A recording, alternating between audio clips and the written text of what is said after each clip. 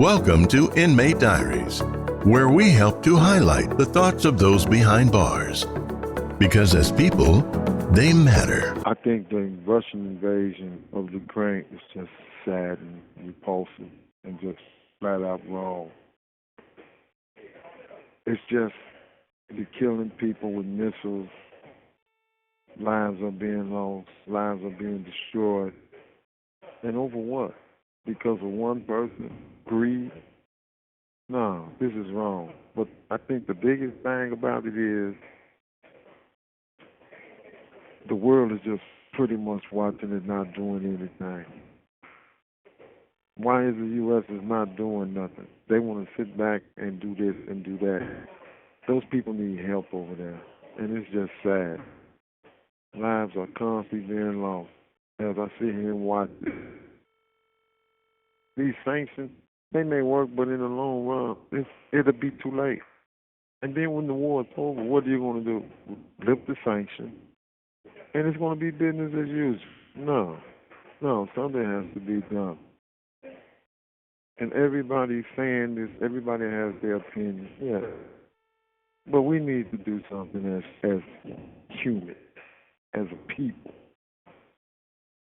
No matter what race you are, you as a people still have a voice to go to your leaders and get something done. This is a travesty. Thank you for listening to me. Hi, my name is Bernard Jones. And my thoughts on the Russian aggression is that we have two world leaders, United States and Russia. And it's like a chess game that they playing. When the Soviet Union was once USSR, when they could no longer afford being USSR, they broke up. And the U.S. took advantage of these other countries by forming NATO and placing U.S. troops near Russia's border. So now you have Ukraine, who was courting NATO, and you had 2014 when they was courting them when Obama and Biden was in office. Russia told them stop courting NATO. So to prove a point, he took Crimea. Also, Georgia, which surround Russia border, was courting NATO, and Putin told him stop courting NATO, and he ran up in Georgia. Now, all this was on Obama and Biden's watch. So now we have Biden as president now. So he's taking advantage of our weakness, knowing that we're not going to really do anything to him. And my belief is, I really think that Biden is compromised because of his son's laptop, which is really keeping that silent from the American people. I follow this stuff, politics and law and business, real heavy. So it's like I can see, because I also read Wall Street journals and IBDs, watch the stock market. I can form a little opinion on what's going on. But his aggression is, I think it's merited, because if you look at a map, you can see that we have him surrounded from Alaska to, Poland. Poland's kind of far back, but I think it's Lithuania and Lithia. I can't really pronounce them names, but NATO is like right on his borders.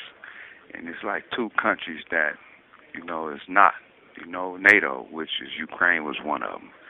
So Ukraine, following Western ways, they want to join NATO, but Russia don't want NATO close to his backyard even further. So he told them stop courting them. So he made an example of him and ran up in him. But I wonder why he didn't do it on Trump watch. And I'm thinking that's because it's this old saying that game recognizes game. So all through Trump presidency, he was just showing strength. The first thing he did, he came in and put billions into his armies and created Space Force and started building a nuclear arm. So he understood.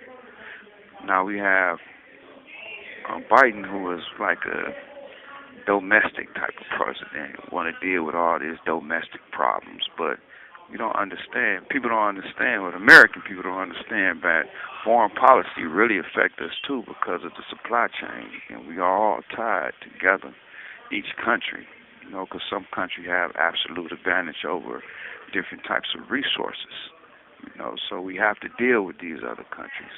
And as you see, since this president been in office, a lot of things have went wrong.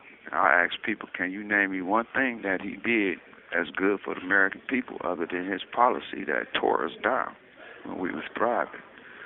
So right now, if you watch the stock market, we headed into a recession if this don't get correct, because you can't keep throwing money at a problem. But as far as the Russian aggression, I think it was merited, because if I was in his shoes, I wouldn't want American troops further in my country if I was a world leader and that was my country. Because if you look at a map, America, we is everywhere. That's why we number one. And I thank God we are number one.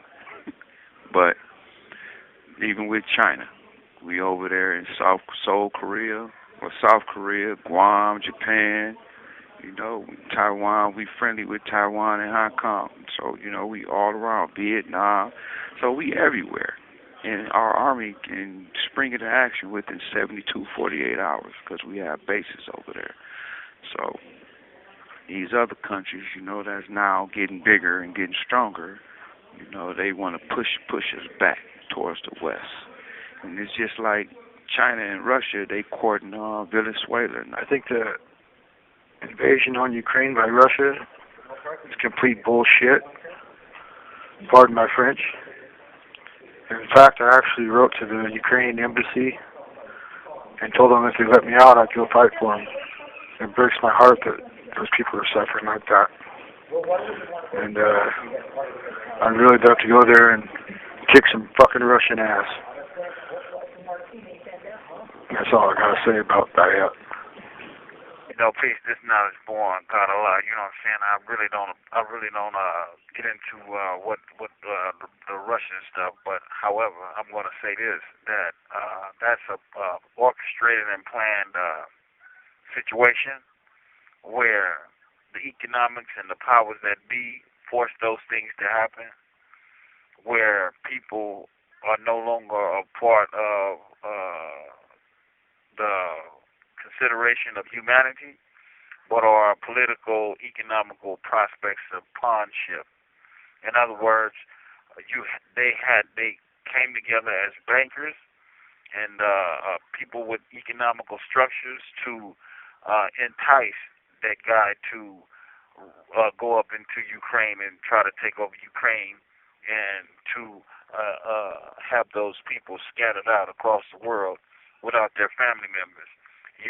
Like the border, just like the border right now here in America. There's over damn near 7-8 million people just sitting there without their families, kids separated from mothers and fathers, mothers separated from fathers, you know what I'm saying, and kids and things of that nature. So you have those things, and they're running from groups of tyrants and things of that nature as well. So you just can't look at the prospect of one aspect, but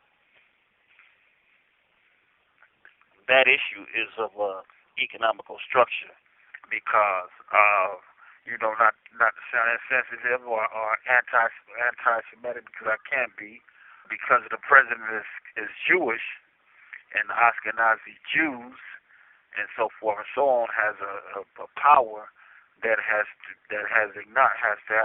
be acknowledged. And so, you have a structure, a whole structure that is created to project that. That's just like Alvin Weishaupt. Alvin Weishaupt was kicked out of Russia, and so him and a group of Jewish bankers and things of that nature got with the Rothschilds, which was considered the Red Shield, and they began to create an idea or a concept called the Illuminati. If you look into the history of Russia and the history dealing with Jewish people and Ukraine and everything else, you will find your own answer. So it's a terrible thing against humanity. It's a terrible thing against humanity. I mean, but hey, you have to look deeper into the process of it. Those people I don't think those people deserve what's happening to them. However, it's happening to them based on the powers that be and based on the economical structure on a high level of gentrification. You know, women and children are leaving their husbands behind to fight for a country. They might not never see them again. You know, you take people from different parts of the world and bring them to a place where they have never been, and then you separate them from their women and children and sell them to other people, and then you call them Americans. Now you have the same situation again at the border and all across the globe. So crime against humanity is taking place based on the economical structure and the powers that be. I don't know how far people are looking into that, but you know, you might want to go dig a little deeper. Emotionally and humanly, those things shouldn't happen, but they did. They are. And you know, send my peace to those people in Ukraine that is only fighting for their consistent ideas and concepts of what they consider to be free. And I send my condolences and my energy, my powerful energy to them. All right, thank you. Take care. Peace. Hello, this is a legendary Liquid with the podcast talking about Ukraine. Again, my number is 509-204-5896. All of my people out there that are trying to reach me, you know what I'm saying, this is your bro, this is your family. You always remember that this is your friend. Friend is a strong word, but friends last forever, relationships fluctuate. Always remember that.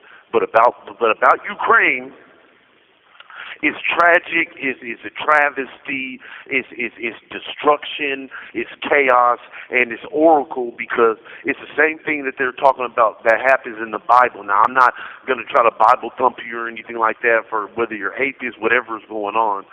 It's bad. It's you know, the things are getting worse in this world. More men in the world, more bombs are going off into the world, and everything is about hate, and everything is about controlling your mind with social media, these fake diseases. You know, you know, all of this ties together. You know, for a person that wants to target after children's hospitals, you know, there's a special place in the abyss for him. You know what I'm saying? And you know, for him to command that, and then for the troops to patronize by helping the kids that they just bombed is weird. I really don't want to speak on too much of something that I don't know nothing about the too much of the Russian culture, but I can see with my eyes watching CNN every day that it's a Holocaust. It's like, okay, what it's like watching 9/11, but for 2-3 weeks. You know what I'm saying? And you know, it's sad that those people have to go through that. But then it's like, could it also be karma from other things that they've done? And I'm not saying that I'm not making an excuse or trying to make any. I'm just trying, maybe making some logic, if anything. You know what I'm saying? I'd be lying if I wasn't telling you the truth.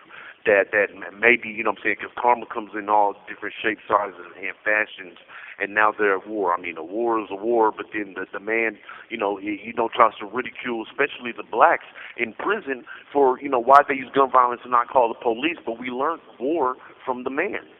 We learned war from watching you.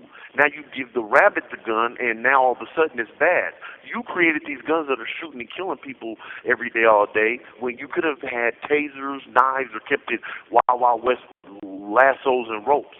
You introduced that, and it got turned back on you, and then now it's going on in the urban cities, through war, through all of that. Where do you think that we get all of this destruction from? So I'll say that Ukraine is a bad example for people coming up. It's destroying generations. And, you know, really at the end of the day, I don't care if it's a cliche. Hate begets more hate. And an eye for an eye makes everyone blind. That was by the predecessor, the illustrious Dr. Martin Luther King that won Nobel Peace Prize. But I'll say this, that life is all about perception. Is it purging the world? Is it time for you to move? And you don't have to be around the community that you're in. So, you know, just go ahead and just move, go somewhere else, and let it just turn things that happen in tragedy into a lesson. That's all you can do. And that book I was telling you about it's called The Mole People, and it's by an author named Jennifer Tooth. Her name is Jennifer Toth. It's called The Mole People. It's about the underground world back in the 80s with the AIDS epidemic and the people that were have to live underground in the cities of New York and in other major cities. Go read it. Legendary Liquid, a.k.a. Dixon Cookies, a.k.a. The Black Cow Rittenhouse. 15. I'm gone. I'm against the Russian war. What's going on over there? You know, them people shouldn't be hurt like that. That's why I've been writing 5 letters already so far to my governor, J.P. Pritzker, trying to get a pardon so I could go over there and help them fight. And I'm trying to find out who my congressman is. That way I could write him as well. One of the guards here at the correctional told me to write him, and then that might help as well. So, man, stand up in solidarity against Russia. What's going on? I don't hate the Russian people. It's Putin that's making all the mistakes. You know, stand with Ukraine. If y'all support me, call me 618-226-5368. So first, I have 3 thoughts on the Russian invasion. One, I have to say that the Ukrainians' demonstration of courage in defending their country is admirable. However, theirs and Poland's treatment of the African students, not so much. Initially, Ukrainians were not letting the students leave with the other Ukrainians, and to date, Poland is still holding some of them in detention centers, as opposed to the white Ukrainians. And second, the lack of any NATO military resistance against Russia shows why some nations aspire to possess nuclear weapons. The excuse that NATO would not defend a non-member is in contradiction to their defense of Kuwait against Iraq's invasion in 1991. But then again, Iraq did not have any nukes. And lastly, I have to question the press's pushback on President Biden's declaration that Putin is a war criminal and that he must not remain in power. After all, isn't the bombing of thousands of Ukrainians enough to be considered a war crime?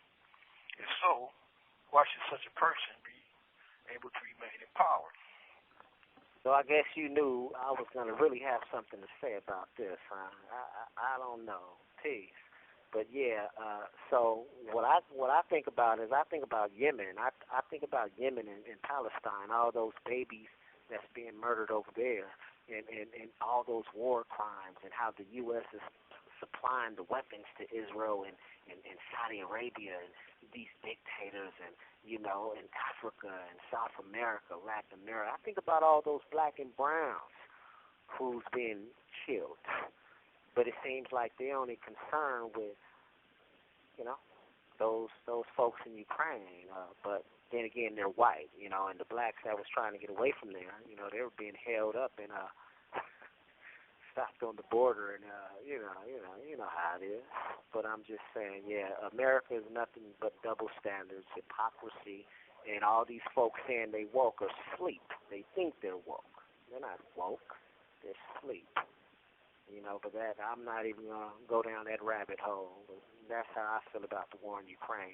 It's terrible. War is bad. But America instigated this war. It's been instigating wars, you know. But you got to know the history of NATO and everything surrounding that. Putin gave them plenty of time to prevent that war from happening. But you got Joe Biden with his foolish self. You know, they get their votes by doing stuff like they're doing with, like, say, this new Supreme Court justice they're trying to put up in there. The sister wouldn't even say what a woman was. I wouldn't even want to vote for her, right? I mean, just based on that, like, you can't say what a woman is? Come on now. I mean, anyway. You notice she has a white husband, just like Kamala Harris. Are they trying to send a message to black women? Like, that's how you rise up? I wouldn't put nothing past the Joe Biden type, you know. Just so happen to pick the women with white husbands. Anyway. Hi, this is Robert Mejia, self-published author of The Shadows That Write on Lulu.com. I think that the Russian-Ukraine crisis is a serious issue, and hopefully it gets resolved soon, and I'm hoping and praying for world peace and that things will get better. So this week is what our thoughts are on Ukraine. and the Russian invasion. Well, as an inmate, if they would let me go, I'd go in a heartbeat and fight for the Ukrainians.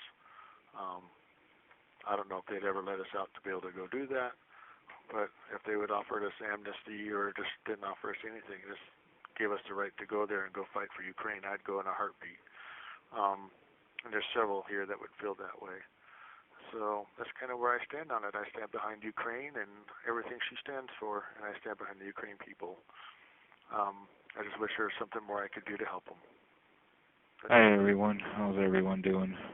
My thoughts on Russian invasion on Ukraine. I think the president of Russia is so very wrong for doing what he's doing and killing innocent people, regardless of Ukraine used to be part of Russia. He lost it a long time ago, and now there's a bunch of innocent people there, and he's killing everybody, trying to take it back. I think it's so very wrong. I think he should be punished for the war crimes he's causing, and I wish that they would let me out of prison right now and go help Ukraine fight, because I would. Thank you. I think the Russian invasion on Ukraine is horrific. Every time I see the images on the news, it's so heart-wrenching. War just don't make no sense. I really don't understand it, but I wish there was a lot that the United States can do to help, but it's devastating. It's horrible.